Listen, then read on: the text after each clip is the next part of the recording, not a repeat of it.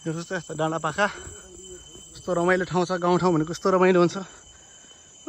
त्यो पारी ठाउँहरू एकदम रमाइलो छ। यो जस्तो पाखा पोखराहरू भित्र डाँडाहरू छिचुल्दै हिँडेका छौँ हामी बिस्तारै बिस्तारै यो ओह्रालो झरेर हामी तल खोलाको किनारमा पुग्छौँ। खोलाको किनारबाट फेरि उकालो जानुपर्ने बाध्यता छ। उकालो जाँदा पनि कस्तो हुन्छ फेरि देखाउँदै गरौँला।